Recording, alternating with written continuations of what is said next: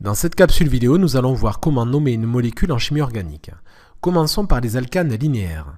Un alcane est un hydrocarbure composé d'atomes de carbone et d'hydrogène. L'alcane composé d'un seul atome de carbone est appelé méthane. Éthane s'il y a 2 atomes de carbone, propane s'il y en a 3, et ainsi de suite. À chaque fois qu'on ajoute un atome de carbone, on change de molécule, donc d'alcane. La nomenclature des alcanes constitue la base de toute la nomenclature en chimie organique, et à ce titre doit être parfaitement connu. Un groupement alkyle est un alcane auquel on a supprimé un atome d'hydrogène. Ces groupements sont très souvent rencontrés en nomenclature. Le nom de ce groupement est le même que l'alcane auquel on a remplacé la terminaison -ane par -yle. Par exemple, le méthyle dérive du méthane, l'éthyle de l'éthane, et ainsi de suite. Comment nomme-t-on un alcane ramifié ? On appelle un alcane ramifié un alcane non linéaire dont la molécule possède des ramifications. La première étape consiste à repérer la plus longue chaîne carbonée dans la molécule, aussi appelée chaîne principale. Ici, la plus longue chaîne carbonée peut être celle-ci, constituée de 6 atomes de carbone, ou bien encore celle-là, en angle, qui est également constituée de 6 atomes de carbone. On peut indistinctement considérer l'une ou l'autre des deux chaînes. Nous faisons le choix de travailler avec la première chaîne principale. Le nom de cet alcane aura donc pour base l'alcane constitué de 6 atomes de carbone, c'est-à-dire l'hexane. Dans une deuxième étape, nous allons repérer les substituants. À côté de cet hexane se trouvent 3 groupements alkyles, 2 méthyles et 1 éthyle. Ce sont des substituants dont il faut repérer les positions.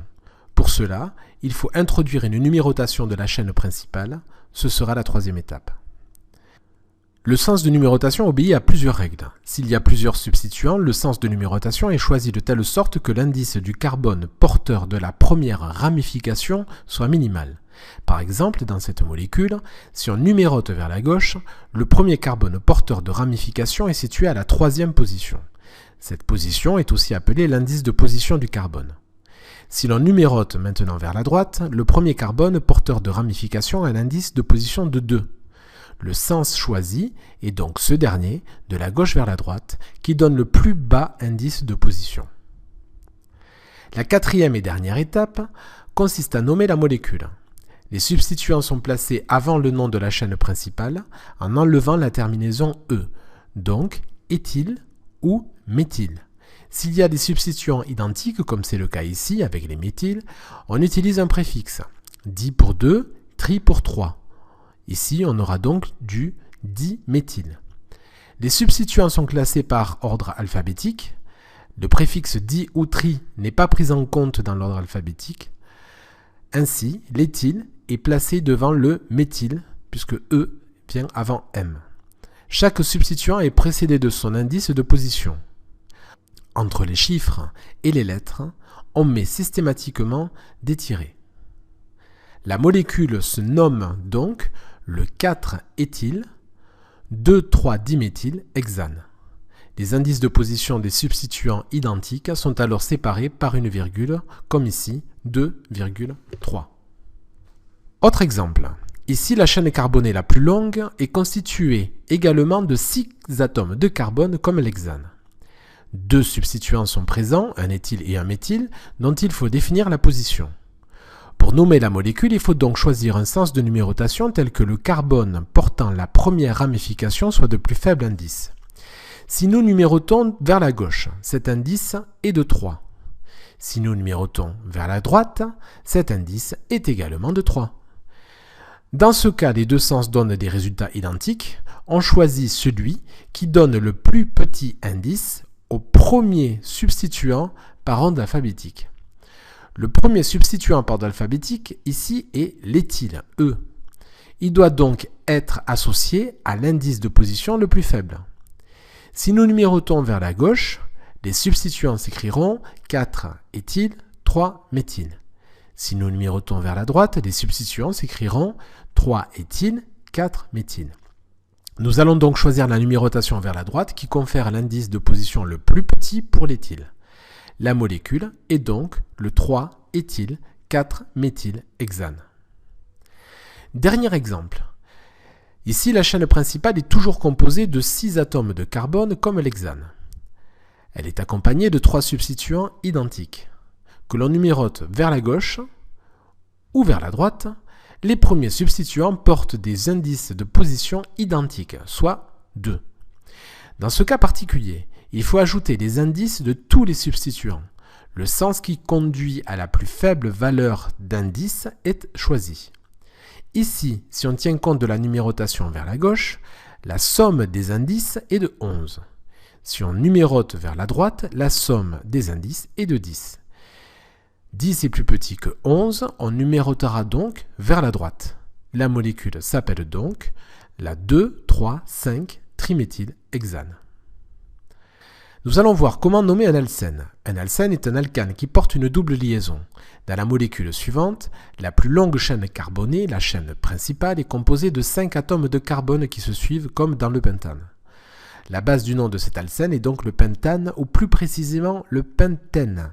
En effet, pour nommer un alcène, on change la terminaison -ane par -N. On repère les substituants, ici 2-méthyle. On numérote ensuite pour repérer la position de la double liaison. Si on numérote vers la gauche, le premier carbone qui porte la double liaison a un indice de position de 3. Si on numérote vers la droite, le premier carbone qui porte la double liaison a cette fois-ci un indice de position de 2. On choisit le sens qui donne le plus petit indice de position pour repérer la double liaison. Donc la double liaison est portée par le carbone d'indice 2. Cet indice précède la terminaison N. L'alcène se nommera donc pent2N. En tenant compte des substituants, le nom complet sera 2,3-diméthylpent2N. Comment nommer les alcools, cétones et aldéhydes? Prenons la molécule de propane composée de 3 atomes de carbone. Si cette molécule possède un groupement C-O, aussi appelé carbonyle, porté par un carbone qui n'est pas situé en bout de molécule, alors il s'agit d'une cétone. Pour nommer une cétone, il faut remplacer la terminaison -ane de l'alcane par -one. Par exemple ici, la propanone. Comme le groupement carbonyle est porté par le deuxième carbone, le nom sera la propane-2-one. Si maintenant le groupe carbonyle C-O est en bout de chaîne comme ici, la molécule sera un aldéhyde. Pour nommer un aldéhyde, il suffit de remplacer la terminaison -ane par -al. Ainsi, la molécule présente s'appelle le propanal. Inutile de mettre un indice de position puisque le groupement carbonyle est forcément en bout de chaîne. Enfin, si la molécule possède un groupement OH, appelé hydroxyle, elle fera partie de la famille des alcools. Pour nommer un alcool, on remplace la terminaison -ane par -ol. Il convient de repérer la position du groupement hydroxyle. Le carbone qui porte le groupement OH, aussi appelé carbone fonctionnel, porte le numéro 1. Et donc on numérote les autres carbones en suivant. La molécule s'appelle donc le propanol, mais puisque le groupement hydroxyle est porté par le premier carbone, elle s'appellera le propane-1-ol. Voyons d'autres exemples encore. Voici 2 molécules comportant chacune un groupe carbonyle, qui n'est pas situé en bout de chaîne. Il s'agit donc de 2 cétones. Chacune d'elles est composée de 4 atomes de carbone, comme le butane. Ce seront donc des butanones. Il faut ensuite numéroter les molécules afin que le carbone du carbonyle porte l'indice de position le plus petit. Il faut donc numéroter la première molécule de la gauche vers la droite. Ainsi, le carbone du groupement carbonyle portera l'indice de position 2. Il aurait été de 3 si on avait numéroté dans l'autre sens. Il s'agit donc de la butane-2-one. Pour la molécule de droite, on numérote de même de la gauche vers la droite pour les mêmes raisons. Le carbone du carbonyle a également un indice de position de 2. En revanche, il y a un substituant méthyle en 3e position, ce sera donc le 3-méthylbutane-2-one. Les 2 molécules suivantes comportent des groupements carbonyles situés en bout de chaîne. Elles appartiennent donc à la famille des aldéhydes. Dans la molécule de gauche, la plus longue chaîne carbonée possède 4 atomes de carbone, comme le butane. Cette molécule s'appelle donc le butanal. La chaîne principale de la molécule de droite possède également 4 atomes de carbone, comme le butane. En revanche, il y a un substituant méthyle en 3e position. Le carbone numéro 1 étant celui du groupement carbonyle, ce sera donc le 3-méthylbutanal. Enfin, les 2 molécules suivantes comportent un groupement hydroxyle. Elles appartiennent donc à la famille des alcools. Dans la molécule de gauche, la plus longue chaîne carbonée possède 4 atomes de carbone comme le butane. Ce sera donc un butanol. On numérote pour que le carbone fonctionnel qui porte le groupement OH porte le plus petit indice de position, donc de la gauche vers la droite. L'hydroxyle est porté par le carbone d'indice de position 2. Cette molécule s'appelle donc le butane 2-ol. Pour la molécule de droite, la chaîne principale possède 3 atomes de carbone qui se suivent comme le propane. De plus, le groupement hydroxyle est porté par le carbone d'indice de position 2, tout comme le substituant méthyle. Cette molécule s'appelle donc le 2-méthylpropane 2-ol. Voyons maintenant comment on nomme les acides carboxyliques. Ces acides ont pour groupement caractéristique le groupement COOH, aussi appelé groupement carboxyle. La chaîne principale de cette molécule est constituée de 4 atomes de carbone, comme le butane. Pour nommer un acide carboxylique, il suffit de remplacer la terminaison ane de l'alcane par la terminaison oïque, le tout précédé du mot acide. Ce sera un acide butanoïque. Dans un deuxième temps, on numérote la chaîne pour situer le substituant méthyle présent. Le carbone du groupement carboxyle porte le numéro 1. Les autres carbones suivent. Donc, le substituant méthyle est en troisième position. Cette molécule s'appelle donc l'acide 3-méthylbutanoïque.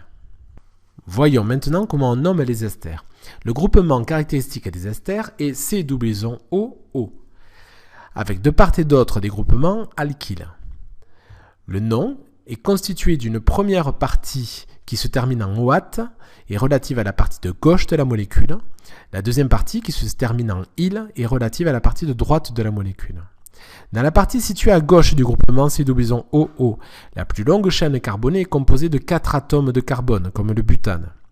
La molécule sera donc du butanoate. Dans la partie située à droite, la chaîne principale comporte 3 atomes de carbone, comme le propane. La deuxième partie de la molécule se nommera propyle. Chacune de ces chaînes seront numérotées pour pouvoir y associer et positionner les substituants méthyle. On numérote toujours en partant du groupement central C-OO. Le substituant méthyle situé à gauche est donc en troisième position.